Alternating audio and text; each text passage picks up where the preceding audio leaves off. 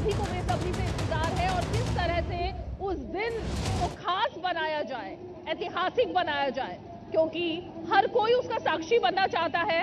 अयोध्या वासी तो यहाँ है ही, लेकिन अयोध्या वासियों के अलावा देश भर से लोग यहाँ पर पहुंच रहे हैं, वॉलंटियर बनकर आ रहे हैं और खासकर सेवा में लगे हैं, राम भक्त बनकर, देशभक्त बनकर। और इस सेवा में कोई ऊंच नीच नहीं है, कोई भेदभाव नहीं है, कोई अपना पराया नहीं है, बल्कि सब अगर हैं तो सिर्फ भगवान राम के भक्त हैं। तो ये तो हम आपको अयोध्या धाम, और इस वक्त हम राम की पैड़ी पर मौजूद हैं, जिसका खूबसूरत आप देखिए नजारा शब्दों में बयां करना बहुत मुश्किल है अभी, क्योंकि थोड़ी सी शाम है, लेकिन जैसे जैसे सूरज ढलता है तो ये पीछे जो आप तस्वीरें देख रहे हैं और पीछे जो आप बहती हुई कल बहती हुई सरयू नदी देख रहे हैं, ये सिर्फ नदी नहीं है बल्कि भावना है। और जिस तरह से पुराणों में जिक्र है कि सरयू कल बहती है और वहां पर सारे तीर्थ आ जाते हैं, तो इस वक्त अयोध्या धाम का नजारा भी कुछ ऐसा है। लेकिन फिर भी कुछ लोग ऐसे हैं जिनको शायद ये रास नहीं आ रहा, शायद उन्हें ये सब सुनकर ये दिव्य अनुभूति कुछ जम नहीं रही है, और इसीलिए राजनेता जो है वो राजनीति करने पर उतारू है।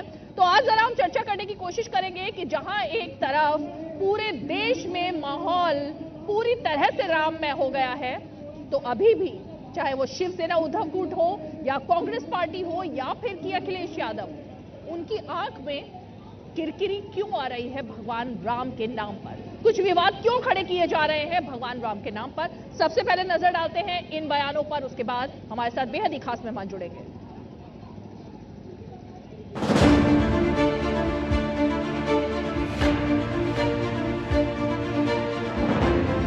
आरएसएस ने, बीजेपी ने 22 तारीख को एक चुनावी flavour, election flavour, political flavour दे दिया।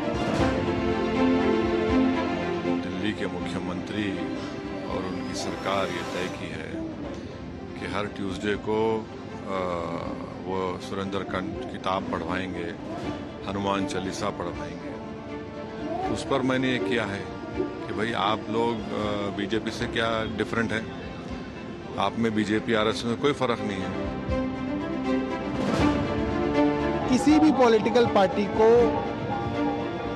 सुंदरकांड जैसे अच्छे कार्यक्रम से एतराज नहीं होना चाहिए। अगर वो इस पे एतराज कर रहे हैं तो ये गलत बात है, ये तो ठीक नहीं है। अरविंद केजरीवाल जी को राम हमेशा चुनाव से पहले क्यों याद आते हैं? एमसीडी चुनाव से पहले भी उन्होंने कहा था कि हनुमान चालीसा का पाठ होगा। अब जब जनरल इलेक्शंस नज़दीक हैं तो उनको सुंदरकांड का पाठ याद आ रहा है।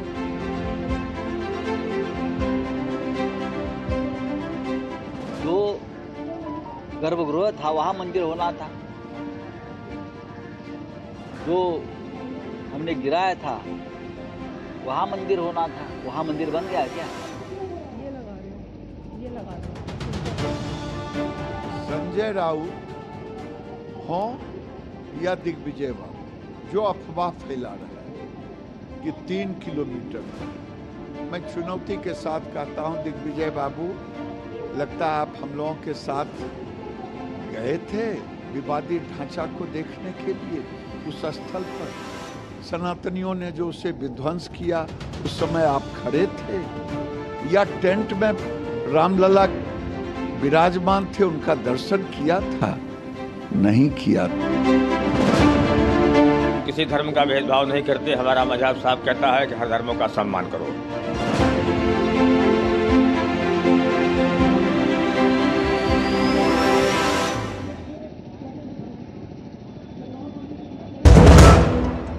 रुड़की उत्तराखंड निवासी राजीव जैन पहुंचाएंगे हर राम भक्त के घर बिल्कुल निःशुल्क हर किवारी गंगाजल। दुकानदार भाई संपर्क करने के लिए हरिद्वारगंगाजल.com पर जाएं। ग्रामीण अर्थव्यवस्था के संरक्षक agriculture insurance company of India.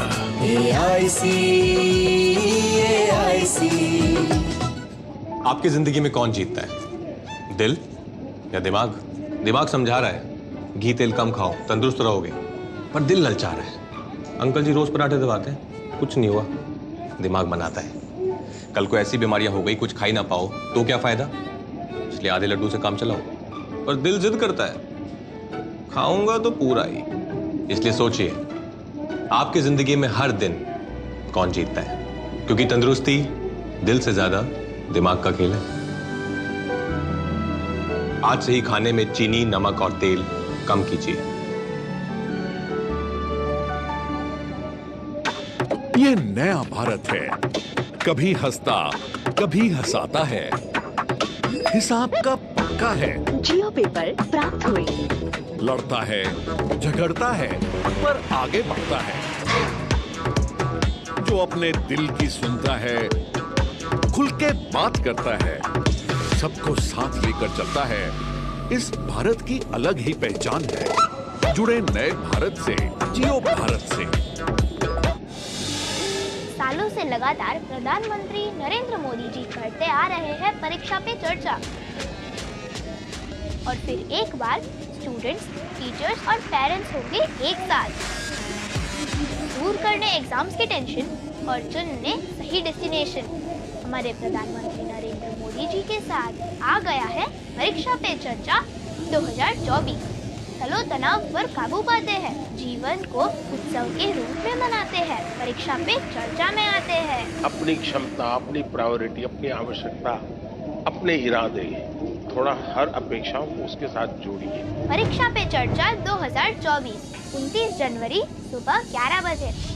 Roorkee Uttarakhand निवासी राजीव जैन पहुंचाएंगे हर राम भक्त के घर बिल्कुल निःशुल्क हर किवारी गंगाजल। दुकानदार भाई संपर्क करने के लिए हरिद्वारगंगाजल.com पर जाएं।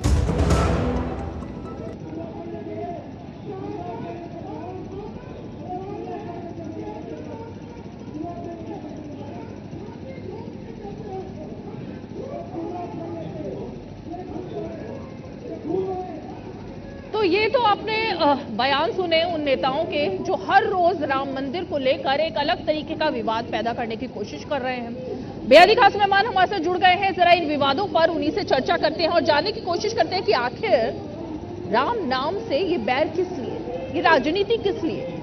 हमारे साथ बेहद ही खास मेहमान जुड़ गए हैं। हम परिचय करा देते हैं अपने खास मेहमानों का। हमारे साथ बीजेपी का पक्ष रखने के लिए आरपी सिंह जी, भारतीय जनता पार्टी के प्रवक्ता सीधे मौजूद हैं। हमारे साथ विष्णु पाठक जी हैं जो कि आम आदमी पार्टी के समर्थक हैं और राजनीतिक विश्लेषक हैं। इसके अलावा किशोर तिवारी जी जुड़ रहे हैं जो कि उद्धव गुट शिवसेना के प्रवक्ता हैं। इसके अलावा हमारे साथ विनोद बंसल जी जुड़ रहे हैं जो कि प्रवक्ता है विश्व हिंदू परिषद के, और साथ ही हमारे साथ ऋषि शंकर मिश्रा जुड़ रहे हैं जो कि राजनीतिक विश्लेषक हैं और समर्थक है कांग्रेस पार्टी के। मैं जरा किशोर तिवारी जी आप ही से आज शुरुआत करना चाहूंगी। किशोर तिवारी जी, देवेंद्र फडणवीस ने सीधे कह दिया है संजय राउत के बयान पर कि मूर्खों की बात पर मुझे जवाब देना ही नहीं है। तो ये बयान कहीं ना कहीं कहां से ये आता है, इस तरीके की बातें संजय राउत जी के दिमाग में, कि पहले क्रेडिट लेने की कोशिश थी कि बाबरी मस्जिद और साथ में राम मंदिर क्या क्या हुआ था उन सब का, लेकिन अब वो कह रहे हैं कि मंदिर तो वहां बन ही नहीं रहा है। तो उनको ये जानकारी देता कौन है, गलत जानकारी? एक मिनट, आप वो राम की इस पे सरयू नदी पे खड़ी हो तो एक बार जय सिया राम तो बोल दो। नए साल में जय सिया राम तो बोल दो। जय सिया राम मैं तो बार बार बोल रही हूँ। हाँ, तो जय सिया राम बोलने के लिए राम की पैड़ी पर होने की जरूरत है या आप स्टूडियो से भी बोल सकते हैं किशोर तिवारी जी? अरे नहीं, मैं राम की पैड़ी पे इसलिए इसलिए बोलता हूँ कि शंकराचार्य कह रहे हैं कि मंदिर बना ही नहीं है और अधूरे मंदिर के अंदर प्राण प्रतिष्ठा हो रही है। तो मैं विनोद बंसल जी से पूछता हूं कि आज संजय राउत ने जो बात की है कि हमने जो शिव सैनिकों ने जो ढांचा विध्वंस किया था और जहां पर रामलला की मूर्ति रखी थी वहां मंदिर बंधा नहीं है, ऐसा उनका कहना है। हाँ, तो मैं ऐसा कहता हूं कि विनोद बंसल जी 2-3 बार गए थे तो वो उस पर प्रकाश डालेंगे। हाँ, एक बात है, मैं उद्धव जी की बात आपको स्पष्ट बताता हूँ, इसमें हमें कोई राजनीति करनी नहीं है। हाँ, यह भारत के प्राण प्रतिष्ठा का और हिंदुओं का सबसे बड़ा सपना पूरा होने जा रहा है और बाला साहेब ठाकरे का यह सपना था कि जहाँ राम का जन्म हुआ वहाँ मंदिर बनना चाहिए। और इस राष्ट्रीय पर्व के अंदर ना ही तो शिवसेना कोई राजनीति करना चाहती है, ना ही तो हम चाहते हैं कि बीजेपी कोई राजनीति करे। और मैं आपको बताता हूं, पूरे देश का माहौल ऐसा है कि हिंदू के साथ साथ मुस्लिम भी सौदार्य से इसका स्वागत कर रहे हैं और बहुत अच्छा मौसम है। अब उसमें आपने जो पूछा, तो अगर 2-3 किलोमीटर इधर उधर हो तो कोई बात हो तो वो भी आप बता देना, क्योंकि आज आप अयोध्या में हो और वो चंपत राय किशोर तिवारी जी, मैं बिल्कुल आपको बता देती, लेकिन मेरे बताने से ज्यादा जरूरी है जो लोग इस आंदोलन से, जो लोग राम मंदिर के पहले दिन से जुड़े रहे, उनका बताना ज्यादा जरूरी है ना। और उन्होंने बता दिया है कि कहां पर प्राण प्रतिष्ठा होनी है, कहां पर रामलला विराजमान थे और कौन सी जगह सही है। राजनीति अगर कोई कर रहा है तो मुझे लग रहा है संजय राउत जी कर रहे हैं, क्योंकि आजकल ये ट्रेंड चल रहा है कि हर किसी के सपने में भगवान राम आ ही रहे। आप तो देख ही रहे, कभी तेजस्वी यादव के, कभी तेज प्रताप सिंह के, और कभी साथ में देखे तो अखिलेश यादव के। अब मुझे लगता है संजय राउत के भी कुछ अलग तरीके से मन में ख्याल में आए होंगे, उन्होंने कहा होगा मैं 4 किलोमीटर दूर पर हूँ। लेकिन आपने जो बात कही, आपने वीएचपी के ऊपर सवाल खड़ा किया ना, मैं उन्हीं के पास चलती हूँ। बंसल जी, विनोद बंसल, जल्दी बोलिए। एक बार ऐड कर लेता हूँ। रीमा जी, बहुत दिनों के बाद आपके शो में आया, बोलिए। तो मुझे सच बताना, मंदिर को और LNT के जो विनोद मेहता है वो कहते हैं कि 4-5 महीने और बाकी है काम होने को। हाँ, और जब कॉन्ट्रैक्टर कहते हैं कि मंदिर पूरा बना नहीं है, और शंकराचार्य कहते हैं कि प्राण प्रतिष्ठा के लिए यह शुभ नहीं है, तो आप है ना जरा देख लेना, मंदिर पूरा बना नहीं। ठीक है। हाँ, तो कोई एक्सीडेंट वगैरह तो ना हो जाए, मेरे को चिंता है राम भक्तों की। हाँ, क्योंकि आप बहुत गलत बोल रहे हैं किशोर तिवारी जी, ये कैसी बयान दिया आपने, बहुत गलत बात कर रहे हैं आप। ये आपको शोभा देता है ऐसा बोलना? अरे आप भाई, क्या कह रहे हैं? मतलब आप शुभ बोलेंगे या आप इस तरीके की भावना का इस्तेमाल कर रहे हैं? किशोर जी, मुझे बहुत आपत्ति हुई आपकी बात पर। आपने क्या बात बोली है अभी? आप मतलब एक देशभक्त है या नहीं, राम भक्त है या नहीं? आप कैसी बात बोल रहे हैं? बता रहा हूँ, राम भक्त जो देश के हैं वो इस वक्त प्राण प्रतिष्ठा को लेकर कितने ज्यादा आतुर है, और आप कैसी बात बोल रहे हैं विनोद बंसल जी? अच्छा सुनिए, अब रुकिए, आइए, ये नहीं, शब्द वापस लीजिए, बहुत गलत बोला आपने। मतलब इतने लोगों की जान दांव पर लगा रहे हैं इस बात को कहकर, क्या बात बोल रहे हैं किशोर तिवारी जी आप? मंदिर बना ही नहीं है, मंदिर बना किशोर नहीं तिवारी है। जी, किशोर तिवारी जी, ये बेतुकी राजनीति मत करिए प्लीज, भगवान राम के रीमा जी, विनोद बंसल जी जवाब देंगे। रुकिए, अब रुकिए, आपने गलत बात बोली, अब विनोद बंसल जी जवाब देंगे। मतलब जान को खतरा, कभी अप्रिय घटना, किस तरीके की बातें सोच रहे हैं आप लोग? विनोद बंसल जी। रीमा जी, समझ में नहीं आता। मैं एक्चुअली अभी तक इनको बड़ा विद्वान व्यक्ति मानता था, लेकिन आज इन्होंने पता नहीं कैसे, इस किशोर जी ने वास्तव में ये किशोरों से भी ज़्यादा जो है वो निर्लज और बड़ी गलत बात कर दी है, जो वास्तव में हृदयाघात करने वाली बात है।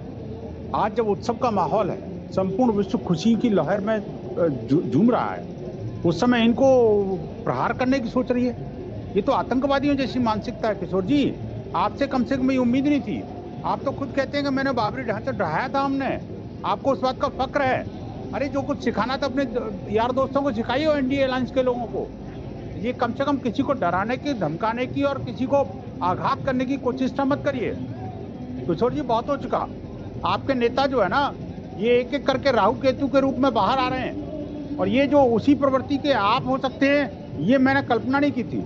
मैं आपके साथ कई डिबेट में रहा हूँ, लेकिन किशोर जी, मैंने कभी ये सोचा नहीं था कि आप भी ऐसे अशुभ की चिंता शुभ कार्य के समय पर करते हैं। ये बिल्कुल भी उम्मीद नहीं थी।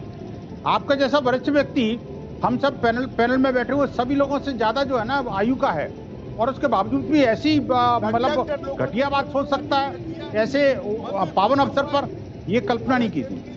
लेकिन खैर किशोर जी, गलती आपकी नहीं है, मुझे लग रहा है कुनबे का असर है। जैसे जैसे कुनबा बनता है, जैसे कहते हैं कि जैसी सोबत में आदमी रहता है, वैसे इसकी भावना बन जाती है।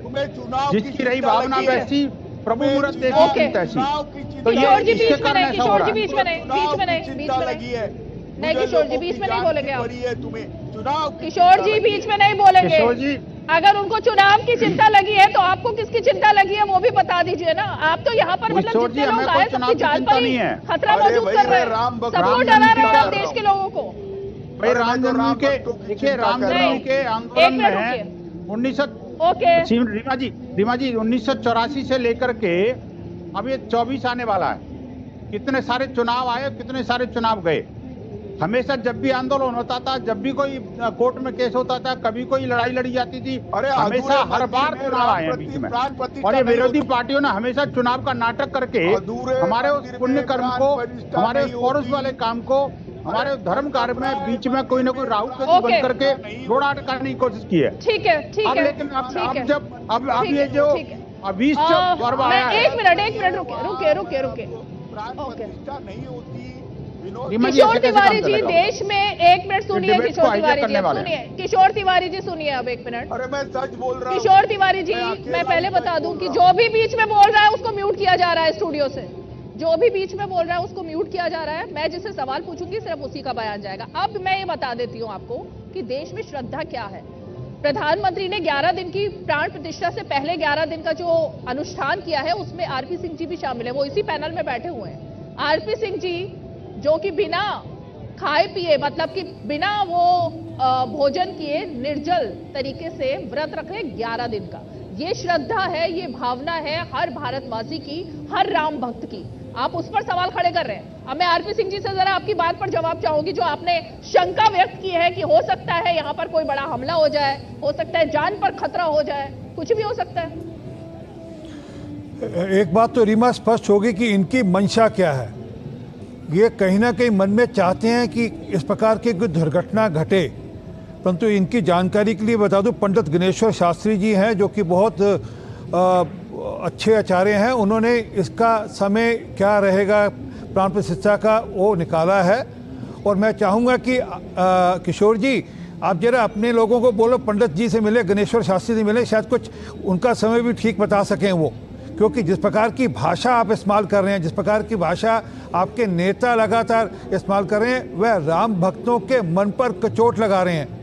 आज पूरा देश राम में है, पूरा देश, हिंदू मुसलमान सिख ईसाई, इसका कोई वर्णन नहीं है, सबके सब राम में है। क्योंकि वह राम को पूजनीय भी मानने वाले हैं और कुछ लोग हैं जो राम को इसलिए मानते हैं कि राम का जो जीवन था उसको मानकर वह राम के अनुयायी हैं। तो ये आपके ऊपर है कि आप किस दिशा में चलना चाहते हैं। मुझे लगता है ना आप राम को पूजनीय मानते हैं ना अनुकरणीय मानते हैं। अगर ऐसा होता तो आप इस प्रकार की भाषा का इस्तेमाल ना करते, एक बात। दूसरी बात, आपको वोट बैंक की राजनीति इतनी चुभ रही है, इतनी खा रही है वोट बैंक की राजनीति कि आपको लगता है कि हमें कुछ मुसलमान वोट चाहिए इसलिए हम इस प्रकार की भाषा इस्तेमाल करेंगे तो शायद हमें मुसलमान वोट मिल जाएंगे। मैं आज बता रहा हूं, देश भर में 500 से अधिक मस्जिदों पर या इबादत गाह पर लोग दिए जलाने वाले हैं। दिल्ली शहर में कई सारी जगह ऐसी है जहां पर दिए जलाए जाएंगे। गुरुद्वारों में, चर्चों में, सब जगह में लोग खुशी मना रहे हैं और आप इस प्रकार की भाषा इस्तेमाल कर रहे हैं कि वहां पर कोई घटना हो जाएगी, कोई दुर्घटना घट जाएगी। पता नहीं क्या सोच है, क्या मानसिकता है। आज भी आप नहीं समझ पा रहे कि देश का मन क्या है, देश की चेतना क्या है। मेरे जैसे सैकड़ों करोड़ों भक्त होंगे जिन्होंने उपवास रखे हुए हैं कि इसलिए कि कोई आप जैसे जो भ्रष्ट बुद्धि के लोग हैं उनकी भ्रष्ट बुद्धि की जो सोच है कहीं उसका कोई असर कहीं पे ना हो। ठीक है, ओके। आरपी सिंह जी, मैं जरा जो आपने बात कही उस पर ऋषि मिश्रा को लेकर आना चाहूंगी, उसके बाद विष्णु जी मैं आपके पास आऊंगी। ऋषि मिश्रा, राहुल गांधी आज वोट डंके की चोट पर कह रहे हैं कि धर्म हमारा निजी मामला है और धर्म के मामले में जो लोग इस तरह प्रचार करते हैं, लोगों को उसके साथ जोड़ते हैं, वो तो राजनीति करते हैं। तो तब ये राजनीति कहाँ गई थी जब जनेऊ कमीज पर पहन करके दिखाया गया था? तब ये राजनीति कहाँ गई थी जब त्रिपुंड लगाकर दिखाया गया था? तब ये राजनीति कहाँ गई थी जब पोप के एक समारोह में चिट्ठी लिखकर सोनिया गांधी ने कहा था कि मैं अपने 2 प्रतिनिधि उसमें भेज रही हूँ और मैं नहीं जा पाऊंगी? ये राजनीति आखिर अब तक कौन करता रहा है ऋषि मिश्रा? और राम मंदिर का बदला राजनीति है तो फिर ये सब क्या था? रीमा जी, पहले मैं आपके चैनल के माध्यम से सबको नमस्कार करना चाहता हूं और जय सिया राम से आप लोगों को अभिवादन करना चाहता हूं, क्योंकि मैं उस धरती से हूं जहां से मां सीता आती है। नंबर 1। नंबर 2, मेरा ये मानना है कि ये पंचांग देखकर 22 जनवरी का डेट तय किया गया है या चुनाव देखकर भाजपा ने 22 जनवरी की डेट तय की? अरे राम को आपसे पंचांग दिखाने की जरूरत नहीं है, ना तारीख की जरूरत है। भगवान राम के लिए कोई तारीख की जरूरत नहीं है। रीमा जी जो किशोर तिवारी कर रहे थे वही अब हमारे बड़े भाई आरपी सिंह कर रहे हैं, बड़े सम्मानित बड़े भाई हमारे आरपी सिंह जी। मुझे बोलने दीजिए। आवाज नहीं जाएगी, सिर्फ जिससे सवाल पूछा उसके बाद जाएगी। जी मैं ये कह रहा हूँ कि हमारे धर्मगुरु जो हैं वो बड़े हैं या भाजपा का पंचांग जो भाजपा द्वारा बनाया गया है वो बड़ा है? मैं आदरणीय चारों शंकराचार्य को अपना धर्मगुरु मानूं या भाजपा के जो चुनावी फायदे वाले पंचांग है उसको मानूं? शंकराचार्य, चारों शंकराचार्य, इसमें 2 शंकराचार्य को कोट करके कहा जा रहा है कि उन्होंने कहा है कि जाने के लिए। ये बात सही है, दोनों शंकराचार्य ने कहा है कि वहाँ भगवान राम के प्राण प्रतिष्ठा में जाना चाहिए, लेकिन उन्होंने कहा यदि समय रहते यदि 22 जनवरी से आगे का डेट बढ़ाया जाता, उनका कहने का अर्थ ये था कि 22 जनवरी का जो डेट तय किया गया है यदि उस पर होमवर्क कर लिया होता तो ये समस्या नहीं आता। ये बात तो मैंने आपसे सवाल क्या पूछा था ऋषि मिश्रा? सवाल कुछ और पूछा था, आप जवाब कुछ और दे रहे हैं। आप किशोर तिवारी जी के साथ है, इसका मतलब ये नहीं है ना कि जवाब वही देंगे जो उन्होंने कहा। मेरा सवाल था राहुल गांधी का त्रिपुंड, राहुल गांधी का मंदिर जाना, राहुल गांधी का जनेऊ दिखाना, हनुमान चालीसा का पाठ करना, ये सब क्या था धर्म के नाम पर? क्या कोई व्यक्ति मंदिर जाता है? इसका जवाब दीजिए सीधा। मैं सीधा जवाब दे रहा हूँ। राहुल गांधी यदि मंदिर जाते हैं, राहुल गांधी यदि पूजा पाठ करते हैं तो कैमरा लेके राहुल गांधी तो जाते नहीं है। राहुल गांधी यदि माथे पे तिलक लगाते हैं तो फिर कैमरे पर तस्वीरें कहाँ से आती है? उससे राजनीति तो नहीं कर रहे होते हैं। तस्वीरें कहाँ से आती है? फिर राजनीति कर रही होते हैं। अरे भाई का तस्वीरें कौन लेता है उनकी? फिर ये रामलला तस्वीरें लेकर अपलोड कर रहे हैं क्या? अरे रीमा जी सुनिए, राहुल गांधी ये नहीं कहते हैं कि मैं भगवान शिव का पूजा कर रहा हूँ तो इसलिए मुझे वोट दीजिए। कभी कांग्रेस ने ये नहीं कहा है कि आप हमको भगवान के नाम पे वोट दीजिए। और राजनीति में भगवान का क्या क्यों इस्तेमाल कोई पार्टी करेगी? और धर्म को आधार बना के राजनीति करना तो ये भाजपा वालों की ये फार्मूला है। ठीक है विनोद बंसल जी, 1 मिनट रुकिए। अब रुकिए विनोद बंसल जी, ये मतलब कांग्रेस का धर्म है, बीजेपी का धर्म अधर्म है, ये मैं समझ नहीं पाई। क्योंकि ऋषि मिश्रा शायद भूल रहे हैं अभी मध्य प्रदेश के चुनाव में ही किस तरह से हनुमान भक्त होने का दावा कमलनाथ ने किया था, और कर्नाटक में किस तरह से ये होड़ सी लग गई थी डीके शिव कुमार के बीच में कि वो किसी तरह से हनुमान जी की प्रतिमा और हनुमान चालीसा सुंदरकांड की बात करें। तो वो भी तो धर्म की बात थी और वोट मांगने की बात थी, तो फिर इतना ज्यादा अंतर किस लिए? रीमा जी सिर्फ कर्नाटक का नहीं था, मध्य प्रदेश का चुनाव हुआ था तब भी कमलनाथ जो है ना, जो मंदिर संतों के पास डोले थे। आपको पता है इन्होंने कर्नाटक में कहा था कि हम इतने हनुमान मंदिर बनाएंगे। और आप देखिए कि जब भी मंदिर आते हैं तो ये जो जनेऊधारी हिंदू जो है ना जी, जो अपना गोत्र बताते हैं, कोट के ऊपर जनेऊ लेके चलते हैं, वो अपने दादा के मजार पर नहीं जाते। वो मजार सुनी है, खंड अवस्था में है, उस पर नहीं जाएंगे। लेकिन जब चुनाव आ जाएंगे तो मंदिर जरूर नजर आएंगे। आप देखिए कि भगवा चोले में और मंदिर में मत्था टेकने में इनका पूरा कुनबा लगा हुआ है, जो पहले अब तक रोम से जुड़ा हुआ था, अब राम से जुड़ने की कोशिश करते हुए दिखाने की कोशिश करता है। लेकिन देखिए आप ये जो राजनीतिक विश्लेषक बैठे हुए हैं वो राजनीतिक विश्लेषक हैं या रोम के विश्लेषक हैं, ये समझ नहीं आ रहा मेरे को। लेकिन जो जिस तरह से राजनीति इस राम जन्मभूमि के सारे केस पर कर रहे हैं, मुझे लगता है इससे बड़ा घृणित बात कोई नहीं हो सकती। देखिए ऋषि जी, मैं आपको बता दूं, ये राजनीति जो है ना, जब से राम जन्मभूमि का ये केस शुरू हुआ 1984 में विश्व हिंदू परिषद ने ये जो है ना संघर्ष की जो गाथा लिखी थी, पटकथा हमने शुरू की थी। आप देखिए कि जब से लेकर के 84 से लेकर के अब 2024 आने वाला है, हर बार कोई ना कोई चुनाव बीच में आता है। रीमा जी, जब हमारे कोर्ट केस आते हैं तब कहते हैं 19 से पहले सुनवाई मत करो, और जब कोई आंदोलन आता है तो नहीं अब अगला चुनाव आ रहा है इसलिए आप आंदोलन कर रहे हो। अरे भैया, इनके चुनावों के चक्कर में रहते तो मेरे राम जी अभी टाट के टेंट में विराजमान होते, आप सोचिए ना। और वो इनके तो हमारी तो रामलला की मूर्तियां जो 49 में भगवान प्रकट हुए थे, उस रामलला की मूर्तियों को तोड़ने के लिए और उनको बाहर फेंकने के लिए नेहरू जी ने ऑर्डर दिया था, आपको याद होगा।